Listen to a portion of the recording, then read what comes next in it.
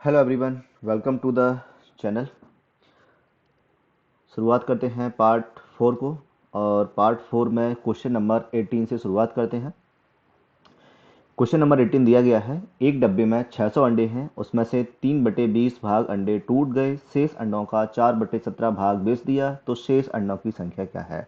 There are 600 eggs in a box, 3/20 of the eggs were broken, 4/17 of the remaining eggs were sold, what is the number of eggs remaining. यहाँ पर question में total अंडे दिए गए हैं 600।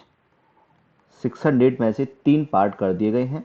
पहला part, जितने अंडे वहाँ टूट गए हैं, तो यहाँ पर जो अंडे टूट गए हैं यानी कि ब्रोकन है, मैं उनको अलग से लिख लूँगा। और जो सेल कर दिए हैं, जो सोल्ड हो गए हैं, उनको मैं अलग पार्ट कर लूँगा। और उसके बाद पता चल जाएगा कि रिमेनिंग कितने बचे हुए हैं, रिमेनिंग अंडे कितने बचे हुए हैं।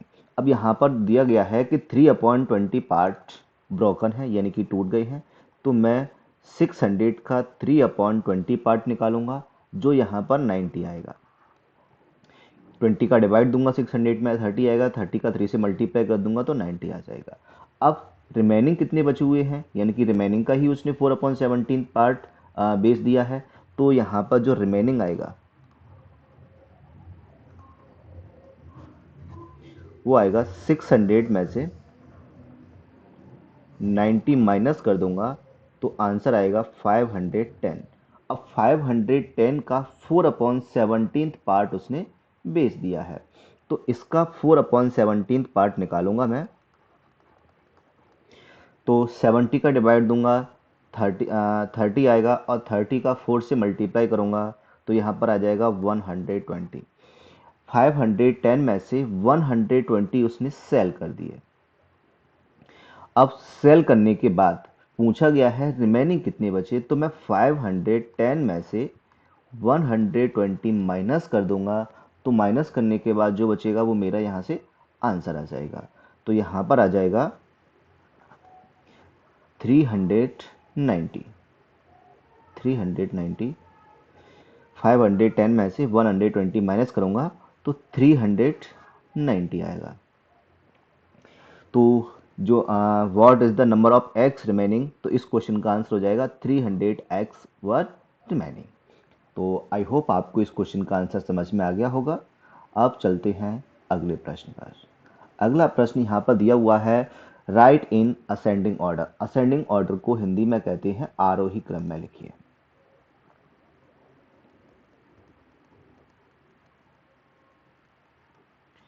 आरोही क्रम में आपको लिखना है।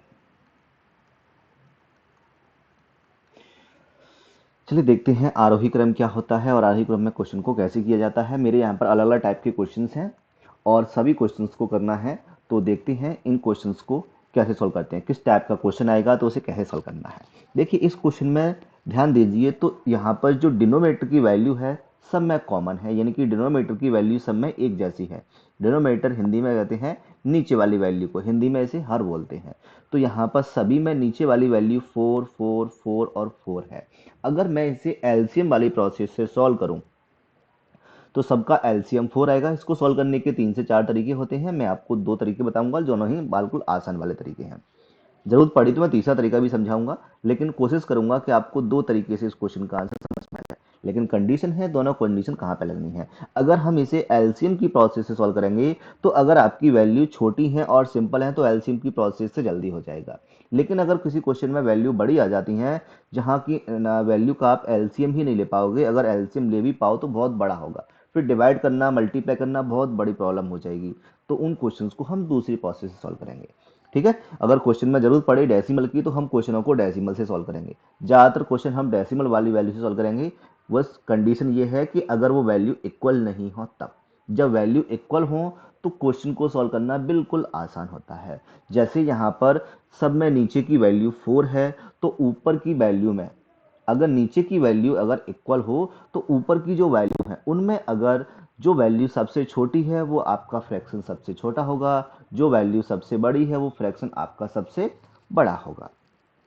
अगर मैं यहाँ पर एलसीएम भी लेता हूँ तो एलसीएम सबका 4 आएगा। 4 का डिवाइड दूंगा 1 आएगा, 1 3 जा 3 हो जाएगा, यानी कि ऊपर यहाँ पर 3 आया।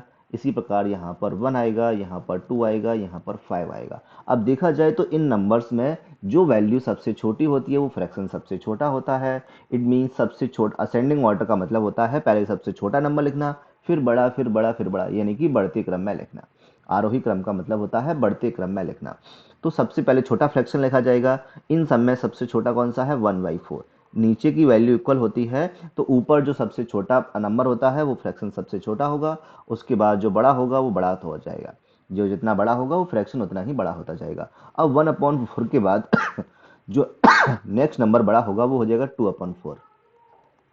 2/4 के बाद हो जाएगा 3/4, और सबसे बड़ा नंबर होगा यहाँ पर 5/4, क्योंकि सभी ऊपर वाले नंबरों में 5 सबसे बड़ा है। तो ये उसका असेंडिंग ऑर्डर हो गया है। अब यहाँ पर देखा जाए कि किसी क्वेश्चन में साइन लग के आता है, सिंबल्स लग के आता है, जैसे कभी सिंबल्स ऐसा आएगा, कभी सिंबल्स ऐसा आएगा। तो इस सिंबल्स को समझ लीजिए।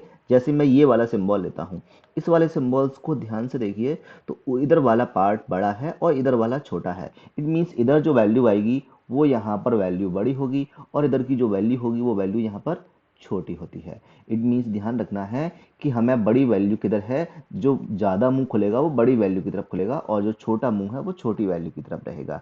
तो इसमें ये वैल्यू यहाँ पर है, तो मैं यहाँ पर अगर सिंबल भी लगाना चाहूँ तो सिंबल यहाँ पर ऐसे लगेगा। किसी क्वेश्चन में सिंबल्स लग के आते हैं तो सिंबल्स को भी समझ लीजिए असेंडिंग और डिसेंडिंग ऑर्डर में। जिधर वैल्यू बड़ी होती है मुंह उधर ज़्यादा खुलता है, जिधर छोटी होती है उधर मुंह छोटा खुलता है। इसमें जहाँ पर जॉइंट होता है वो कह सकते हैं कि वो यहाँ पर उसका मुंह जहाँ पर छोटा खुलता है। क्लियर? तो क्वेश्चन नंबर 19 आपको समझ में आ गया होगा। अब देखते हैं अगला क्वेश्चन। क्वेश्चन नंबर 20, यहाँ पे लिखा हुआ है डिसेंडिंग ऑर्डर में लिखना है, बट ध्यान रखना है कि ये सारी वैल्यू माइनस में है। डिसेंडिंग ऑर्डर का मतलब होता है अवरोही क्रम में।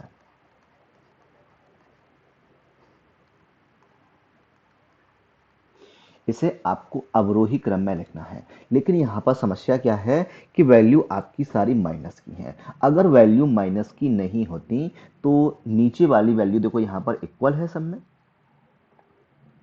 नीचे वाली वैल्यू इक्वल है। जैसे मैं माइनस अगर नहीं लगाता हूं तो यहाँ पर 1/7 है, 4/7 है, 3/7 है और 5/7 है। अगर मैं इसे अवरोही क्रम में लिखता, अगर मैं इसे अवरोही क्रम में लिखता तो इस क्वेश्चन का आंसर हो जाता, पहले मैं सबसे बड़ी वैल्यू लिखूंगा 5/7, उसके बाद छोटी वैल्यू लिखूंगा और लास्ट में सबसे छोटी वैल्यू लिखूंगा। ये इसका अवरोही क्रम हो गया, लेकिन ये सारी वैल्यू प्लस वाली थी, पॉजिटिव वैल्यू थी। लेकिन जैसे ही इसमें माइनस लग जाता है तो ये सीक्वेंस पलट जाता है। यानी जैसे ही मैं इन सब में माइनस लगा देता हूं तो अभी तो मेरा जो प्लस वाली वैल्यू था, अभी ये क्या था?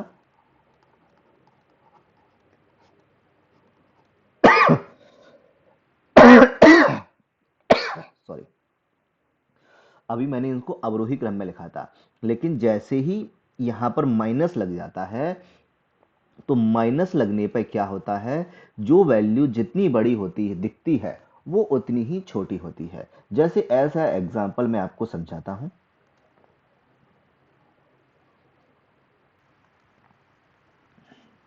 देखिए यहां पर जैसे ही मैंने इसमें माइनस लगाया तो माइनस लगने पे क्या हुआ, ये वैल्यू आरोही हो गई है। अब माइनस लगने के बाद ये वैल्यू क्या हो गई है? आरोही। अगर इसे अवरोही में लिखना है तो क्या हो जाएगा?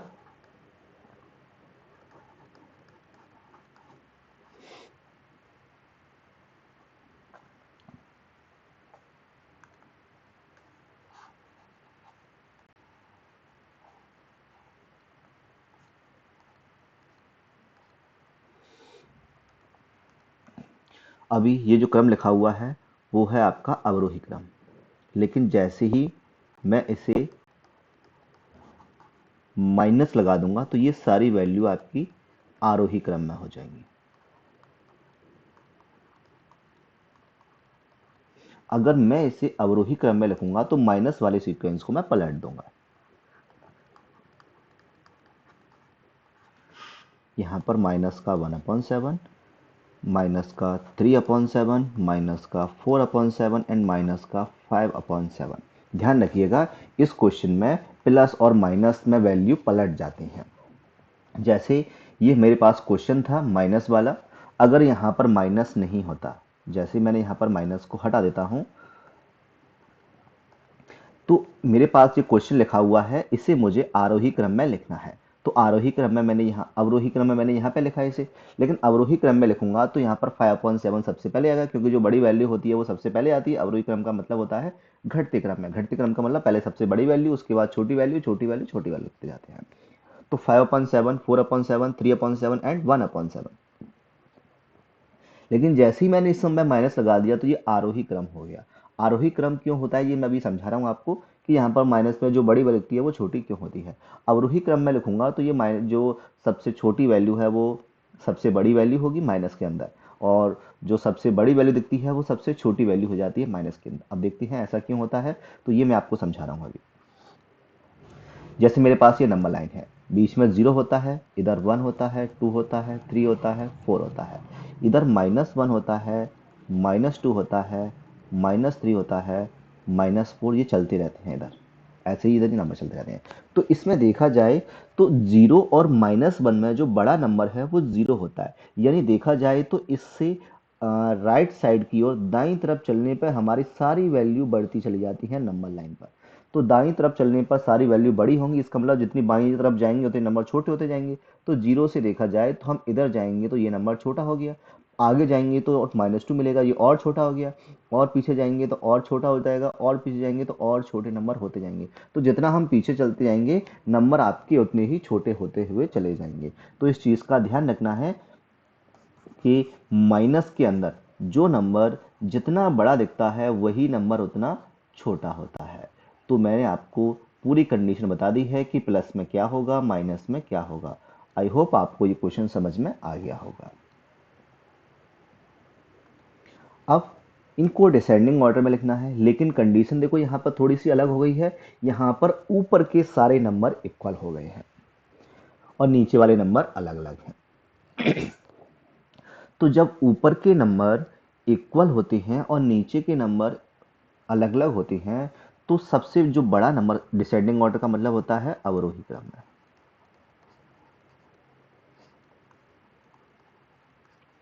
अब अवरोही क्रम का मतलब होता है पहले हमें सबसे बड़ा नंबर लिखना है, फिर छोटा लिखना है, फिर छोटा लिखना है, फिर छोटा लिखना है। अब इस कंडीशन में सबसे बड़ा नंबर कौन सा होगा, नीचे वाली वैल्यू जिसमें सबसे छोटी होती है वो उतना बड़ा नंबर होता है। क्यों कि जब मैं इसे डेसिमल में लिखना चाहूंगा, अगर मैं इसको डेसिमल में लिखना चाहूंगा तो 3 का डिवाइड दूंगा 6 में, तो यहाँ पर सबसे पहले 2 टाइम्स जाएगा, 3 2 या 6, रिमाइंडर 2 बचेगा, तो 3 6 18, 2.6 आएगा। अब देखो सबसे बड़ा नंबर देखते हैं यहाँ पर, मैं यहाँ पर डिवाइड दूंगा तो 7 बन जा 7, 1 टाइम्स जाएगा, 1 रिमाइंडर बचेगा यानी कि 10 हो जाएगा, 7 बन जा 7 यानी कि 1.1 आया। डेसिमल में देखा जाए तो ये आंसर सबसे बड़ा है, और जो सबसे बड़ा नंबर दिखा था नीचे वो सबसे छोटा है। इट मीन्स यहाँ से हम कह सकते हैं कि जो नीचे वैल्यू वाली वैल्यू सबसे छोटी होगी वो नंबर सबसे बड़ा होगा। अब मैं यहाँ पर सारे नंबर को डेसिमल में लिख के चेक कर लेता हूँ एक बार। यहाँ पर लिखा हुआ है 8/5, 5 का डिवाइड दूंगा तो 5 बन जा 5 आएगा, 3 रिमाइंड बचेगा, 5 6 जा 30 आएगा। यहाँ पर डिवाइड दूंगा तो 6 बन जा 6 आएगा, रिमाइंडर 2 बचेगा, और 6 3 या 18, 1.3 होगा। तो यहाँ पर मैं सारे डेसिमल वाली वैल्यू को सारी वैल्यू को डेसिमल में चेंज कर लूंगा, और उसके बाद चेक करूंगा कौन सा नंबर छोटा है कौन सा बड़ा है, क्योंकि यहाँ पर आप कंफ्यूज हो जाओगे कि कौन जो छोटा होता है वो बड़ा होगा, बड़ा वाला छोटा होगा, लेकिन माइनस में कंडीशन अलग हो जाती है। तो सबसे आसान तरीका क्या रहा होगा, कोई सा भी नंबर आ जाए आप तो उन्हें डेसिमल में चेंज कर लीजिए। जैसे मैंने ये क्वेश्चन डेसिमल चेंज किया है, हम देखते हैं पिछले वाले क्वेश्चन को अगर डेसिमल में चेंज करेंगे तो उसका आंसर भी बिल्कुल आसानी से आ जाएगा। तो हम यहाँ पर चेंज करते हैं, यानी अवरोही क्रम में लिखते हैं। अवरोही क्रम होता है पहले सबसे बड़ा नंबर लिखना। तो इस कंडीशन में मैं सबसे बड़ा नंबर कौन सा लिखूंगा, 2.6 सबसे बड़ा है, तो यहाँ पर आ जाएगा 8/3 यहाँ पर सबसे बड़ा है।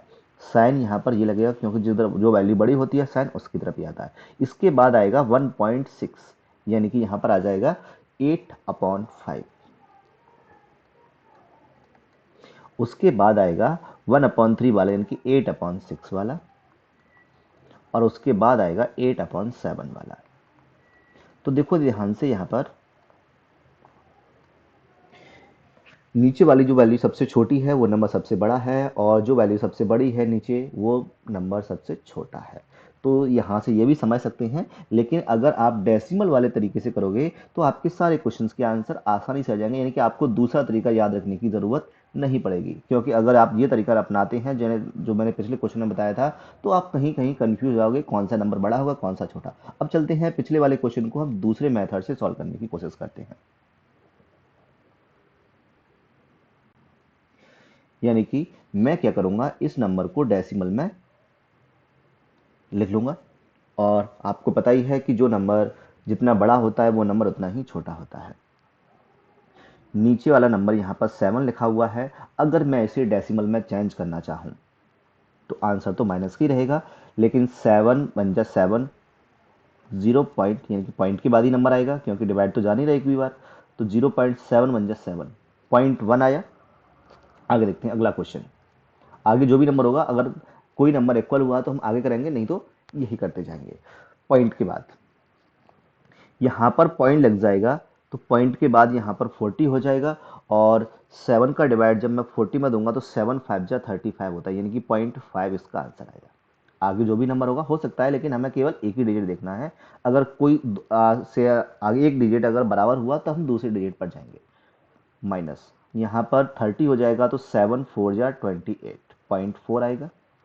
यहाँ पर 5 लिखा हुआ है, तो 7×6 = 42, 7×7 = 49, यानी कि 0.7 आ जाएगा। अब इस कंडीशन में देख सकते हैं कि जो नंबर हमें सबसे बड़ा दिखेगा वही नंबर सबसे छोटा होगा। अब इस कंडीशन में सबसे बड़ा नंबर कौन सा है, 0.5। इट मीन्स यहाँ से हम क्या कह सकते हैं, सॉरी 0.7 है सबसे बड़ा। तो जो नंबर सबसे बड़ा होता है वही नंबर क्या होगा, सबसे छोटा। और जो नंबर सबसे छोटा दिख रहा है वही नंबर यहाँ पर सबसे बड़ा होगा। तो सबसे बड़े नंबर को मैं सबसे पहले लिखूंगा 0.1, ये सबसे बड़ा है। उसके बाद आएगा 0.4, 0.4। और उसके बाद का नंबर आएगा 0.5। और सबसे लास्ट में आएगा 0.7। अब ये इसकी वैल्यू थी, हम उस वैल्यू को वापस रिप्लेस कर देंगे। 0.1 था 1/7 का आंसर, ये था 4/7 का आंसर, ये था 3/7 का आंसर, और ये था 5/7 का आंसर। तो 0.1 की जगह पर मैं लिखूंगा 1/7 माइनस का, और 0.4 की जगह मैं लिखूंगा माइनस का 3/7, और 0.5 की लिखूंगा माइनस का 4/7, और लास्ट में 5/7। तो यहाँ डेसिमल से भी हम इस क्वेश्चन का आंसर निकाल सकते हैं, यानी कि डेसिमल से किसी भी क्वेश्चन का आंसर निकाला जा सकता है। और वहाँ पर हमें कोई अलग अलग रूल ध्यान रखने की ज़रूरत नहीं है। बस एक ही ध्यान रखना है कि अगर प्लस की वैल्यू है तो जो वैल्यू सबसे छोटी दिखती है वो सबसे छोटी होगी, बड़ी वाली बड़ी होगी। माइनस में क्या होता है, जो सबसे बड़ी दिखती है वो वैल्यू सबसे छोटी होती है, जो वैल्यू सबसे छोटी दिखती है वो वैल्यू सबसे बड़ी होती है। तो आई होप आपको ये क्वेश्चन दूसरे वाले तरीके से भी समझ में आ गया होगा। क्वेश्चन नंबर 21 मैंने आपको डेसिमल से बताया था, तो आपको ये डेसिमल से समझ में आ गया होगा। अब चलते हैं अगले क्वेश्चन पर। यहाँ पर लिखा हुआ है असेंडिंग ऑर्डर। अब यहाँ पे ना तो ऊपर वाली वैल्यू इक्वल है ना ही नीचे वाली वैल्यू इक्वल है। असेंडिंग ऑर्डर को हिंदी में कहते हैं आरोही क्रम।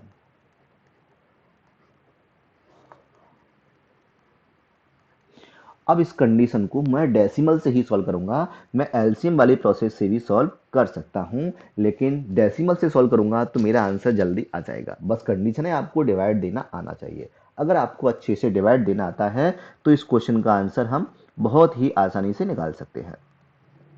जैसे 1/2 को मैं डेसिमल में चेंज करूंगा तो पॉइंट आंसर में पॉइंट में ही आएगा। 0 पॉइंट यहाँ पर पॉइंट लगाऊंगा तो 10 हो जाएगा, यानी कि 0.5 इसका आंसर होगा। अगर आपको इस तरीके से या डायरेक्ट डिवाइड देना आता है तो इस क्वेश्चन का आंसर आप बहुत जल्दी निकाल सकते हो।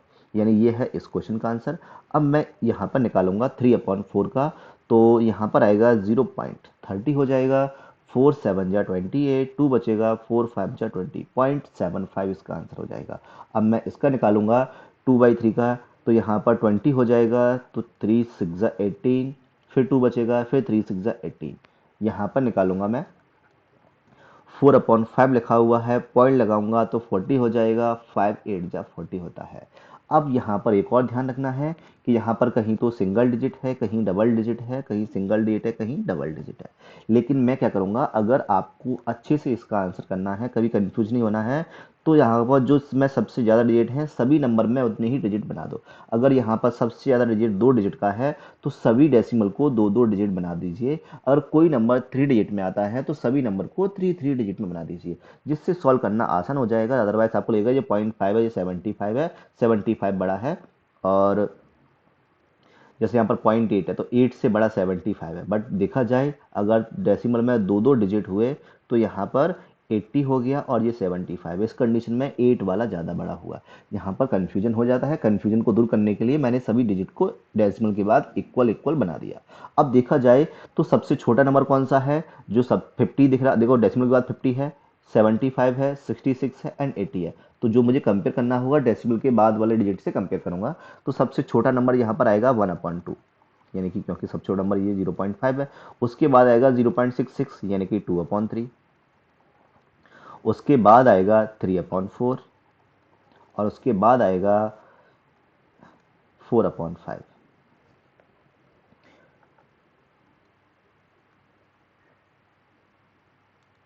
उसके बाद आएगा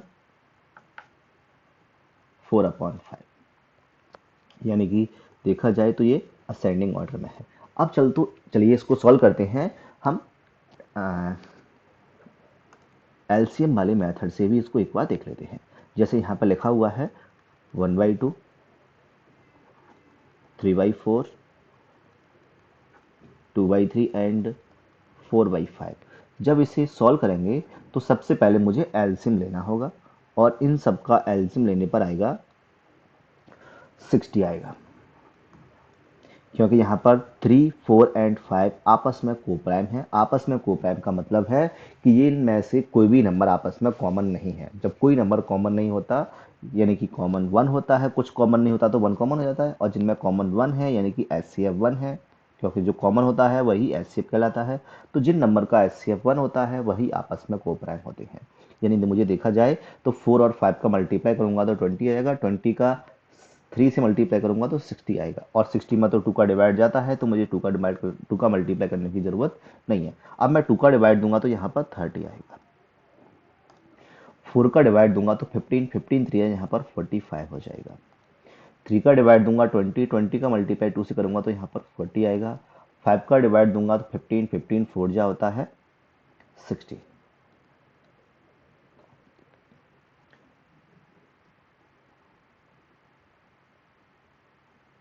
नहीं नहीं नहीं, कुछ गड़बड़ हो गया है, 60 नहीं होगा।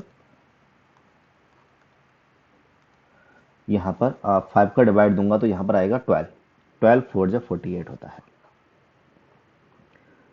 देखिए अब इसमें जो सबसे छोटा नंबर दिखेगा वो सबसे छोटा होगा, यानी कि यहाँ पर 30 दिख रहा है, यानी कि मैं लिखूंगा यहाँ पर 1/2 को सबसे पहले 30 के अकॉर्डिंग। उसके बाद सेकंड नंबर पे आएगा 40, 40 वाले नंबर की लिखूंगा मैं 2/3। उसके बाद 45 है यानी कि 3/4 आएगा, और लास्ट में जो बच गया है वो 4/5 आ जाएगा। तो हम इस क्वेश्चन को ऐसे भी देख सकते हैं, यानी कि मैंने आपको दोनों तरीके बता दिए हैं। दोनों तरीके में से जो आपको तरीका अच्छा लगे आप उससे कर सकते हैं। एक तरीका और है जिसे हम क्रॉस मल्टीप्लाई मेथड भी कहते हैं, उस क्वेश्चन को भी मैं आपको समझा देता हूँ अभी इसी क्वेश्चन में।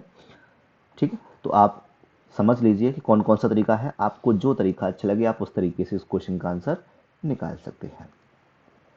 जैसे यहाँ पे लिखा हुआ है 1/2, 3/4, 2/3 एंड 4/5। अब देखते हैं इसको क्रॉस मल्टीप्लाई मेथड से सॉल्व कैसे करते हैं। सबसे पहले मुझे इन दोनों को कंपेयर करना है, और इन दोनों को कंपेयर कैसे करते हैं, मैं क्रॉस मल्टीप्लाई करूंगा, यानी कि 4 का मल्टीप्लाई मैं 2 में करूंगा और 2 का मल्टीप्लाई मैं 3 में करूंगा। तो 4 1 या 4 हो जाएगा यहाँ पर, और 2 3 या 6 हो जाएगा।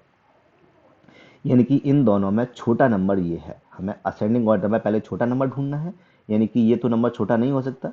अब जो नंबर छोटा है हम उसको अगले वाले नंबर से कंपेयर करेंगे, यानी कि मैं इसे हटा दूंगा यहाँ से।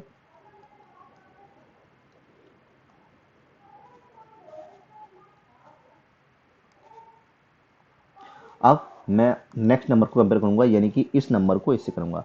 तो 3 का मल्टीप्लाई मैं 1 से करूंगा और 2 का मल्टीप्लाई मैं 2 से करूंगा। 3 1 जा 3 हो जाएगा, 2 2 जा 2 या 4 हो जाएगा। इन दोनों कंडीशन में भी 3 सबसे छोटा, यानी कि ये नंबर भी सबसे छोटा नहीं हो सकता है।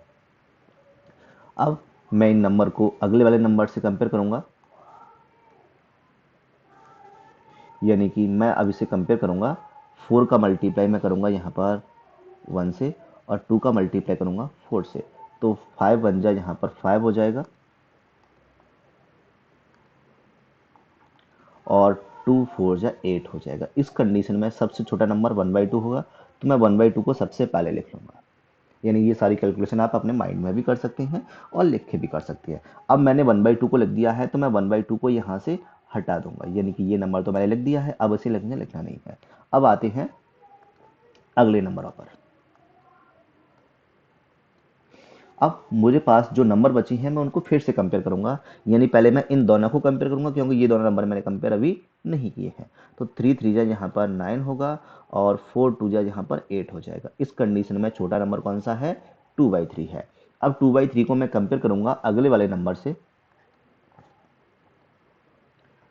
तो अगले वाले नंबर से जब मैंने कंपेयर करूंगा, तो यहाँ पर 5 2 जा क्या हो जाएगा?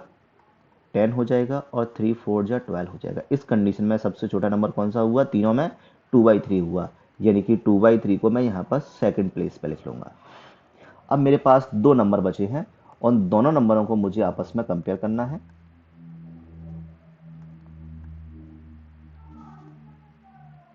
यानी कि दो नंबर मैंने हटा दिए यहाँ से। अब मेरे पास जो नंबर बचे हैं मैं उनको कंपेयर करूंगा, यानी कि 5 का मल्टीप्लाई करूंगा मैं 3 में, और 4 का मल्टीप्लाई करूंगा मैं 4 में। 5 3 या 15 होगा, और 4 4 या 16 होगा। दोनों में ये नंबर छोटा है 3/4, तो मैं पहले क्या करूंगा? 3/4 को लिखूंगा, और जो बच जाएगा वो तो लास्ट का नंबर होगा, यानी कि 4/5 सबसे लास्ट में आएगा। तो ये होता है क्रॉस मल्टीप्लाई मेथड। अब आपको मैंने 3 तरीके बता दिए हैं, तीनों में से आपको कौन सा तरीका अच्छा लगा, आप उस तरीके से इन क्वेश्चनों को सॉल्व कीजिए। मैंने क्रॉस मल्टीप्लाई मेथड भी बताया, मैंने आपको एलसीएम वाला मेथड भी बताया, मैंने आपको डेसिमल वाला मेथड भी बताया है। आई होप आपको ये तीनों तरीके पसंद आए होंगे। अगर आपको तीनों में से जो भी तरीका सबसे आसान लगा है, आप क्वेश्चन को उन्हीं तरीकों से सॉल्व कीजिए, आपके सारे क्वेश्चनों के आंसर आ जाएंगे। तीनों ही तरीके से हम हर क्वेश्चन का आंसर निकाल सकते हैं, बट एलसीएम वाले मेथड में क्या होता है कि कोई नंबर जैसे बड़े आ जाएं 17 19 20, तो इनका एलसीएम बहुत बड़ा आएगा, फिर इन्हें सॉल्व करना भी कठिन काम हो जाएगा। तो उनको आप डेसिमल से करोगे तो आंसर जल्दी आ जाएगा। ठीक है, तो आपको डिवाइड देना अच्छे से आना चाहिए। अगर नहीं आता है तो आप पहले डिवाइड अच्छे से सीख लीजिए, जिससे आप डायरेक्ट डिवाइड कर सकें, यानी कि बिना डिवाइड को लिखे।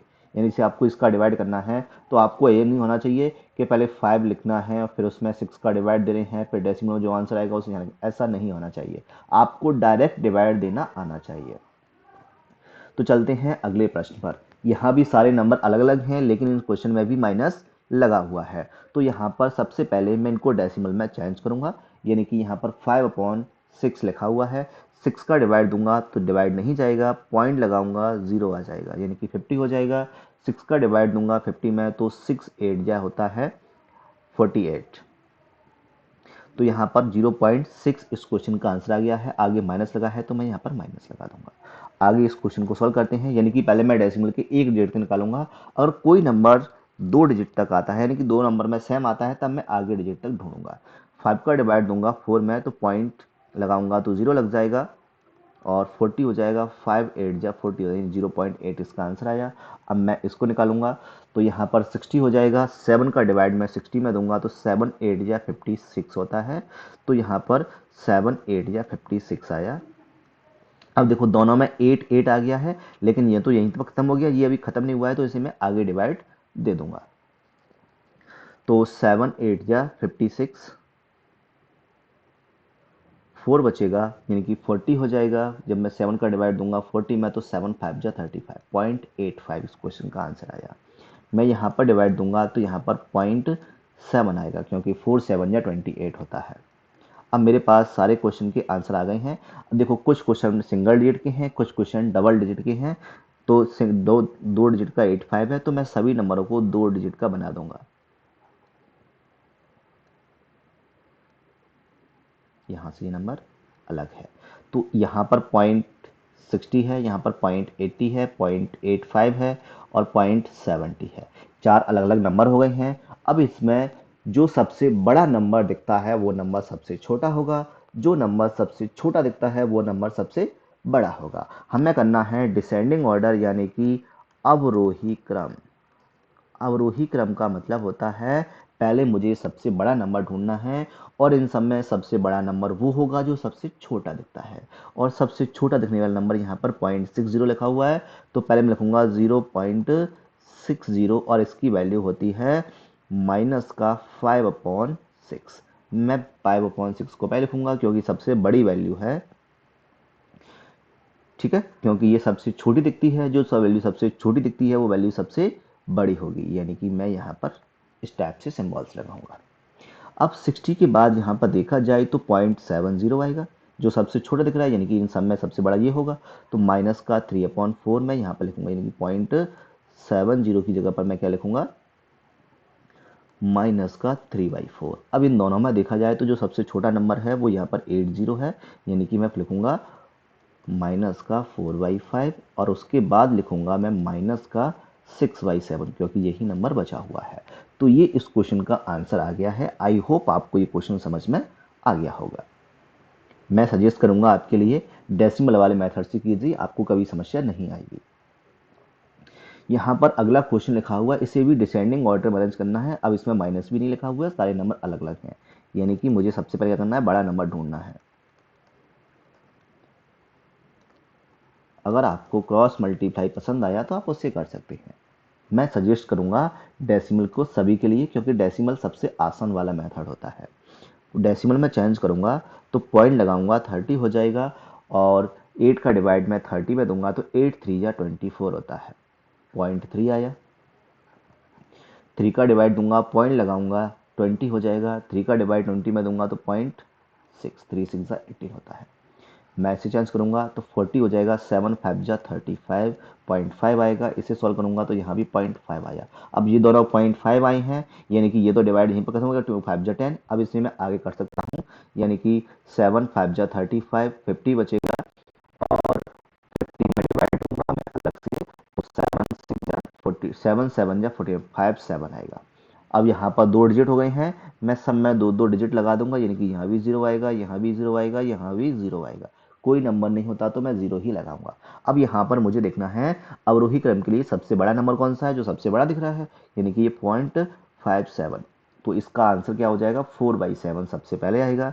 मैं यहाँ पर 4/7 सबसे पहले लिखूंगा क्योंकि ये सबसे बड़ा नंबर है। इसके बाद देखा जाए तो 60 यानी कि 2/3 सबसे बड़ा नंबर है। उसके बाद देखा जाए तो 1/2 सबसे बड़ा नंबर है।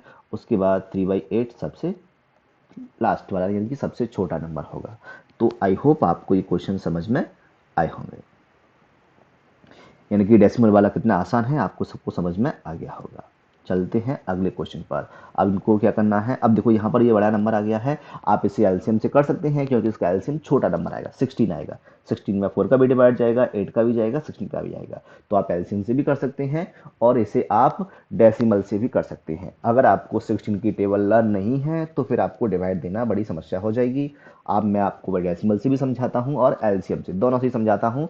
दोनों से ही इस क्वेश्चन का आंसर निकाल सकते हैं, क्योंकि जिनको अगर टेबल लर्न नहीं है तो उनको समस्या आने वाली है, इसलिए मैं इनको दोनों तरीके से समझा देता हूँ। पहले मैं इसको डेसिमल में चेंज करूंगा तो 0.3/4 लिखा है, पॉइंट लगाऊंगा तो 30 हो जाएगा, यानी कि यहाँ पर आ जाएगा 0.75।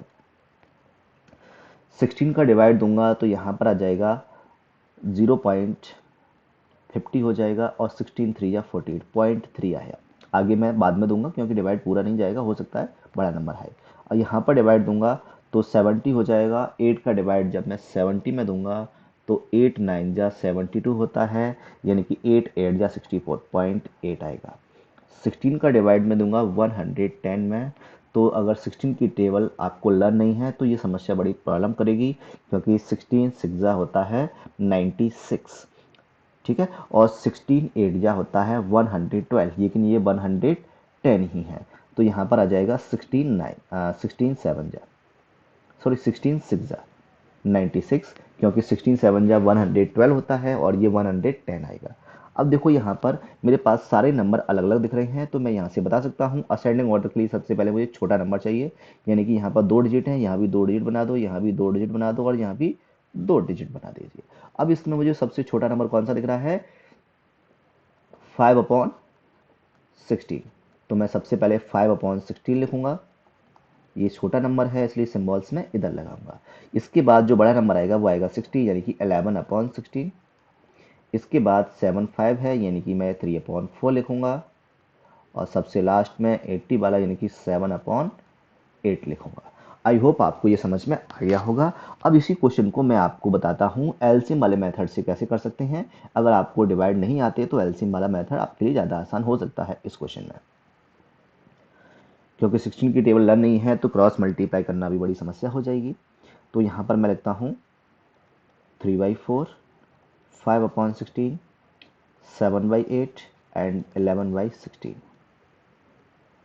एलसीएम यहाँ पर 16 आएगा। 4 का डिवाइड दूंगा 16 में तो 4 आएगा और 4 3 या 12, यहाँ पर 12 आया। 16 का डिवाइड दूंगा तो 1 आएगा, 1 5 जब 5 होता है। 8 का डिवाइड दूंगा 2 आएगा, 2 7 जब 14 होता है। 16 का डिवाइड दूंगा 1 आएगा और 1 11 या 11 होता है। अब देखो एलसीएम से ये वैल्यू जल्दी सॉल्व हो गई है। तो अब मुझे इनमें सबसे छोटा नंबर कौन सा दिख रहा है, 5 दिख रहा है। यानी सबसे पहले मैं क्या लिखूंगा, 5/16। उसके बाद मुझे छोटा नंबर जो दिख रहा है वो है 11, यानी कि मैं लिखूंगा अब 11/16। अब इसके बाद 12 दिख रहा है यानी कि मैं लिखूंगा 3/4 एंड लास्ट में लिखूंगा 7/8। तो आपको ये तरीका भी समझ में आ गया होगा। अब देखो इन दोनों में आपको कौन सा तरीका अच्छा लगा जल्दी से बताइए मुझे कमेंट करके। अब चलते हैं अगले क्वेश्चन पर। अगला क्वेश्चन यहाँ पर दिया गया है 26। यहाँ पर दिया गया है 12 में कितने 1/4 भाग हैं। ध्यान रखना इस क्वेश्चन का। हाउ मैनी फोर्थ पार्ट यानी कि 1/4 बोला जाए या फोर्थ पार्ट बोला जाए आर देयर इन 12, यानी कि 12 में कितने 1/4 पार्ट हैं। यहाँ पर शायद हो सकता है छूट गया हो। यहाँ पर 1/4 बोला गया है यानी कि 1/4 पार्ट पूछा गया है। इट मीन्स बोला गया है 12 में कितने 1/4 हैं। मैं यहाँ पर क्या करूँगा, सिंपल डिवाइड दूंगा। ऐसे क्वेश्चन में 12 में डिवाइड दूंगा किसका, 1/4 का। तो मेरे क्वेश्चन का आंसर आ जाएगा। तो अब कितनी फोर्थ पार्ट है, अब इसको सोल्व करने का तरीका क्या होता है, 12 डिवाइड की जगह पे मैं मल्टीपल लगाऊंगा और 4/1 लिख दूंगा। 12 4 जा 48 होता है और 48 में 1 का डिवाइड दूंगा तो 48 ही आएगा, यानी कि मेरा आंसर क्या आ जाएगा, 48। आई होप इस क्वेश्चन का आंसर आपको सबको समझ में आ गया होगा। ऐसे क्वेश्चन में हम हमेशा डिवाइड देते हैं। अगला क्वेश्चन है, यहाँ पर लिखा हुआ है how many 10th are there in 14 1/5, यानी कि 14 से ही 1/5 में 1/10वां भाग, कितने 1/10वां भाग हैं। यानी यहाँ भी मुझे डिवाइड देना है। 14 1/5 में डिवाइड दूंगा मैं 1/10वां यानी कि 1/10 का। टेंथ लिखा हुआ है, टेंथ का मतलब 1/10 होता है। ठीक है, तो यहाँ पर सॉल्व करूंगा तो 14 5 जा कितना होता है 90 और 1 91/5 लिखूंगा मैं यहाँ पर 91/5 और यहाँ पर मल्टीप्लाई लगाऊंगा और 10/1 आ जाएगा। 5 का डिवाइड दूंगा 10 में तो 2 आ जाएगा और 91 का मैं डबल करूंगा तो यहाँ पर हो जाएगा 182। इस क्वेश्चन का जो आंसर है वो यहाँ पर हो जाएगा 182। मुझे सिंपल डिवाइड देना है और डिवाइड देना फ्रैक्शन का आपको अच्छे से आता ही है। आई होप आपको ये क्वेश्चन समझ में आ गया होगा। अगला क्वेश्चन है, हाँ इस क्वेश्चन को अच्छे से पढ़िए। यहाँ पे लिखा हुआ है 5 घंटे 5 दिन का कितना भिन्न है, कितना आंसर है, what fraction of 12 are 5 days. इस क्वेश्चन में क्या करना होता है, इस चीज़ का ध्यान रखना है कि यहाँ पर जो हिंदी में देखा जाए तो का वाली वैल्यू, यहाँ पर का लिखा हुआ है तो का से जस्ट पहले जो लिखा हुआ है वो यहाँ पर नीचे आएगा। इंग्लिश में देखा जाए तो यहाँ पर लिखा हुआ है व्हाट फ्रैक्शन, यहाँ पर ऑफ होना चाहिए, व्हाट फ्रैक्शन ऑफ, नहीं नहीं कुछ गड़बड़ है, what fraction is 12 are of 5 days, यहाँ पर ऑफ आना चाहिए। ठीक है, यहाँ से ऑफ मिस हो गया है। What fraction is 12 are of 5 days, तो ऑफ के बाद वाली वैल्यू यहाँ पर नीचे आती है। इंग्लिश में देखा जाए तो ऑफ के बाद वाली वैल्यू को हम नीचे लिखेंगे। अब यहाँ पर ध्यान रखने की बात क्या है, नीचे तो 5 दिन आ गया, 5 दिन आ गया और ऊपर 12 घंटे है। इसमें ध्यान रखना है कि ऊपर नीचे दोनों यूनिट अलग अलग हो गई हैं। ऊपर 12 घंटे लिखा है, नीचे 5 दिन लिखा है। तो मैं क्या करूंगा, दोनों यूनिट को सेम कर लूंगा, यानी ऊपर घंटे हैं तो नीचे को भी, दिन को भी मैं घंटे में चेंज कर लूंगा। ऊपर लिखा हुआ है 12 घंटे, मैं नीचे कर दूंगा 5 दिन। अब एक दिन में 24 घंटे होते हैं तो मैं 24 का मल्टीप्लाई कर दूंगा, तो अब ये पूरी वैल्यू घंटे में चेंज हो जाएगी। अब मैं इसे सॉल्व कर लूंगा, सॉल्व करने के बाद मेरे इस क्वेश्चन का आंसर आ जाएगा। अब 12 का डिवाइड दूंगा तो यहाँ पर 2 टाइम्स जाएगा, 5 2 या 10 हो जाएगा, यानी कि आंसर 1/10 आएगा। तो इस क्वेश्चन का जो करेक्ट आंसर हो जाएगा वो हो जाएगा 1/10। कितना अंश पूछा है, भिन्न पूछा है, तो 1/10 इस भिन्न का आंसर हो जाएगा। ध्यान रखना है, का वाली वैल्यू नीचे आती है, इंग्लिश में देखा जाए तो ऑफ वाली वैल्यू को मैं नीचे लिखूंगा। आई होप आपको इस क्वेश्चन का आंसर समझ में आ गया होगा। आगे चलते हैं, बिल्कुल पिछले वाले क्वेश्चन की तरह ये वाला क्वेश्चन है। यहाँ पे लिखा हुआ है 350 ग्राम 15 किलोग्राम का कितना प्रतिशत है। का वाली वैल्यू को मैं क्या लिखूंगा, नीचे लिखूंगा।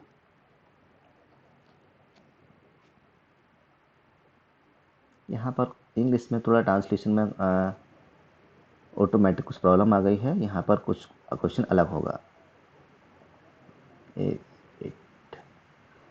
यहाँ पर थोड़ा ध्यान रखना है, क्वेश्चन को चेंज करना है। यहाँ पर लिखा हुआ है 350 grams of what fraction of 350 ग्राम और 50 किलोग्राम्स, ऐसे लिखना है। यहाँ पर थोड़ा सा चेंज कर लीजिए इस क्वेश्चन को। यहाँ पर आएगा what fraction of 350 gram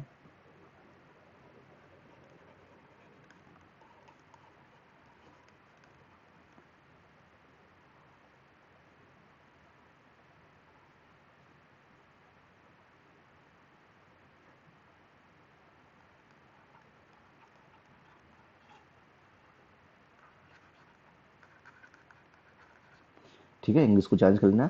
what fraction is 340 gram of 50 kilograms. तो यहाँ पर ऑफ वाली वैल्यू को मैं कहाँ लिखूंगा, नीचे लिखूंगा। तो यहाँ पर नीचे आ जाएगा 50 किलोग्राम और ऊपर आ जाएगा 350 ग्राम। इसी तरह से मैं क्या करूँगा, किलोग्राम वाली वैल्यू को मैं चेंज कर लूँगा, यानी कि ऊपर क्या आ जाएगा 350 ग्राम, नीचे ग्राम को चेंज करने पर 1000 का मल्टीप्लाई करते हैं, 15 मल्टीप्लाई 1000। अब ये पूरी वैल्यू किस में चेंज हो गई है, ग्राम में चेंज हो गई है। मैं 0 से 0 कैंसिल कर दूंगा। हाँ, अब 5 का डिवाइड दूंगा तो 5 से 3 टाइम्स, 5 से 7 टाइम्स। ऊपर इस क्वेश्चन का आंसर आएगा 7 और नीचे आएगा 300। इस क्वेश्चन का आंसर 7/300 हो जाएगा। आई होप आपको ये क्वेश्चन समझ में आ गया होगा।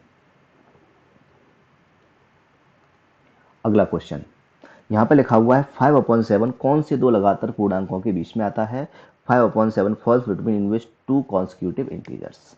तो सबसे पहले मुझे करना क्या है, इस क्वेश्चन में 5/7 को मैं डेसिमल में चेंज कर लूंगा। 5/7 को मैं डेसिमल में चेंज करूंगा, तो चेंज करने के बाद क्या आएगा 0 पॉइंट, यहाँ पर पॉइंट लगाऊंगा तो 50 हो जाएगा, 7 7 जा 49।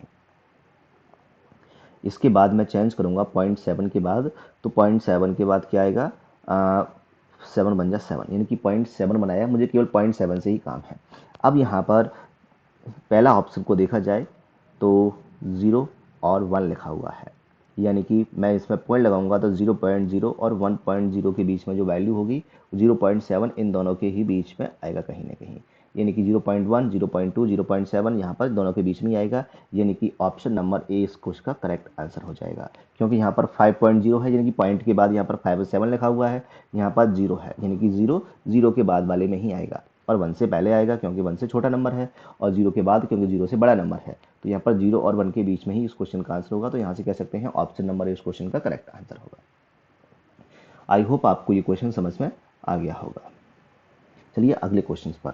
यहाँ पे लिखा हुआ है right the shaded part in fraction, यानी कि शेडेड पार्ट को फ्रैक्शन में लिखना है। अब फ्रैक्शन में लिखने का तरीका क्या होता है, मेरे पास जितने बॉक्स हैं मैं उनको क्या लिखूंगा, नीचे लिखूंगा। मैं काउंट करूंगा तो 4 4 1 2 3 4 और 4 4 8 8 और 4 12, यानी कि टोटल 12 बॉक्स नीचे हैं। मैं यहाँ पर नीचे 12 लिख दूंगा। अब उसमें से जितने भी शेडेड पार्ट है वो ऊपर लिख दूंगा। मैं काउंट करूंगा तो 1 2 3 4 5 6 7 8 9 10, यानी कि 10 पार्ट को मैं ऊपर लिख दूंगा। तो 10/12 इसका आंसर जाएगा। बट ये उनको रिड्यूस कर सकते हैं, रिड्यूस करोगे तो यहाँ पर क्या आ जाएगा 2 5 जा 10 और 2 6 जा 12, यानी कि 5/6 इस क्वेश्चन का आंसर होगा। अगर आपके ऑप्शन में 10/12 लिखता है तो आप 10/12 पे क्लिक कीजिए, नहीं तो इसका जो एग्जैक्ट करेक्ट आंसर होगा वो 5/6 होगा। आई होप आपको ये क्वेश्चन समझ में आ गया होगा। मैं इस क्लास को यहीं पर ख़त्म करता हूँ। अगर किसी क्वेश्चन को डाउट हो तो मुझे आप कॉल कर सकते हैं, व्हाट्सअप कर सकते हैं, कमेंट कर सकते हैं, जो भी आपको प्रॉब्लम हो मुझे बता सकते हैं, ताकि मैं उसे आगे इम्प्रूव करूँ। या आपको समझ में नहीं आया है, हो सकता है मैं आपके लिए अगला वीडियो बनाऊँ जिसमें आपको समझ में अच्छे से आए। Thank you.